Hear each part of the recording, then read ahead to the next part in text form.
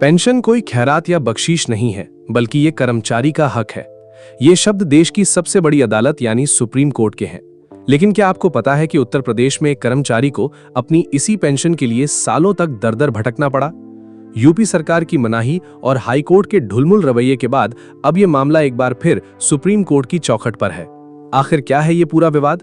चलिए जानते हैं आज के इस वीडियो में। मामला उत्तर प्रदेश के एक सरकारी कर्मचारी से जुड़ा है। विवाद की जड़ ये है कि क्या एडहॉक यानी तदर्थ सेवा एडहॉक सर्विस को पेंशन के लिए कुल सेवा अवधि में जोड़ा जाना चाहिए या नहीं। उत्तर प्रदेश सरकार का रुख हमेशा से सख्त रहा है।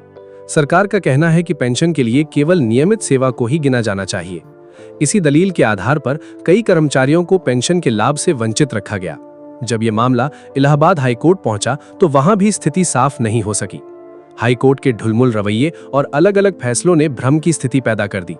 कभी फैसला कर्मचारी के पक्ष में आता तो कभी सरकार की दलीलों को तवज्जो दी जाती। इसी अनिश्चितता के कारण कर्मचारियों की उम्मीदें टूटती नजर आ रही थी। लेकिन अब मामला सुप्रीम कोर्ट में है। सुप्रीम कोर्ट ने पहले भी कई बार ऐतिहासिक फैसलों में साफ कहा है कि पेंशन कोई बख्शीश नहीं है, ये कर्मचारी द्वारा की गई लंबी सेवा का प्रतिफल है और इसे किसी भी कर्मचारी से मनमाने ढंग से नहीं छीना जा सकता।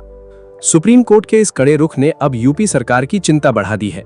अगर अदालत कर्मचारी के पक्ष में फैसला सुनाती है तो इसका असर प्रदेश के हजारों उन कर्मचारियों पर पड़ेगा जो एडहॉक सेवा के बाद नियमित हुए थे। रिटायरमेंट के बाद पेंशन ही एक बुजुर्ग कर्मचारी का एकमात्र सहारा होती है। ऐसे में सरकार और न्यायपालिका के बीच की ये लड़ाई ये तय करेगी कि क्या उन सालों की मेहनत को सम्मान मिलेगा जो एक कर्मचारी ने कच्ची नौकरी के तौर पर बिताए थे।